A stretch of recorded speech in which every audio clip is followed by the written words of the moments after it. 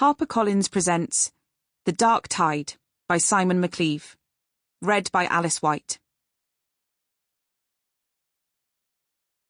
Anglesey. There is a word in Welsh that has no exact translation into English. Hiraeth. It is best defined as the bond you feel with a place, a mixture of pride, homesickness, and a determination to return. Most people that have visited Anglesey leave with an understanding of Hiraeth. Prologue. West Manchester, 12th of August 2018. Detective Inspector Laura Hart of the Greater Manchester Police, or the GMP, sat quietly in the back of an armed response vehicle as it drove slowly out from behind the disused petrol station, where it had been hidden for the last 10 minutes. It turned left and headed towards Branning's warehouse on the Central Park trading estate, situated to the west of Manchester. She was sharing the stuffy vehicle with 4 armed response officers, AROs, in full combat equipment. Within the police, AROs were referred to as shots, and they were clad in black helmets, perspex goggles, balaclavas, Kevlar bulletproof vests, and Heckler & Koch G36C assault rifles.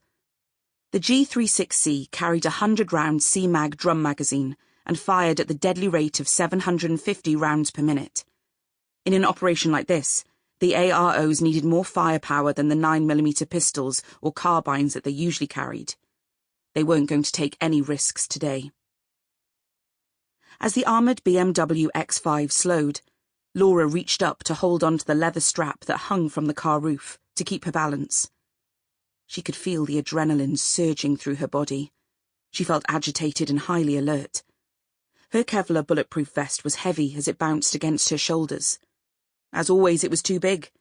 She was a diminutive 5'4", which meant even the smallest vest, with its heavy armour plating, jolted around her body and left scratches and bruises. Why can't they make a vest that fits me? It's not as though I'm an elf, is it? She thought dryly to herself.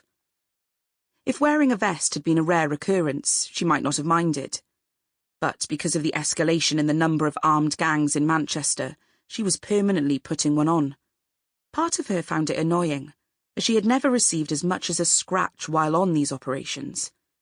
The other part of her thought of her kids, Jake, aged 8, and Rosie, 15. There can always be a first time, she told herself. You're not bloody immortal. Laura was 43 years old, blonde, with arched brows that framed her large, expressive chestnut eyes. She wore a permanent expression of reassurance, whether it was on a police operation like today, or holding the hand of her son as he walked along the top of a high wall. The inside of the ARV was silent, except for the crackle of the Tetra police radio and the mumbled voice of Gold Command giving the driver instructions. It smelt of gun oil, male sweat and stale cigarettes. Looking over at the young ARO next to her, she got a waft of his chewing gum as he stared at the floor, readying himself for the operation. As he scratched his dark beard, he sensed her gaze and looked up at her. "You okay, ma'am?" He had a thick Yorkshire accent. Laura nodded.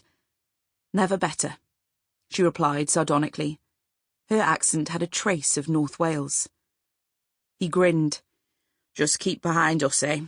We don't want you having to use that thing," he said protectively, and then gestured to the Glock 19 pistol in the holster on her belt. She smiled back at him. Neither did she.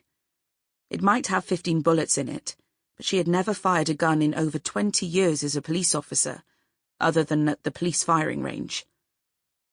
She glanced back to the road behind where another ARV BMW followed them. Today was Operation Solar. A reliable covert human intelligence source, the overcomplicated police vernacular for a snout, a grass or an informant, had identified the disused Branning's warehouse as a major drugs factory for the Fallowfield Hill Gang, a notorious and powerful organised crime group in South Manchester. The gang's formation and roots went back as far as the early 70s, and they had been part of the eruption of gang warfare in the 90s that saw over 300 shootings in 5 years. The UK tabloid press had renamed Sample complete. Ready to continue?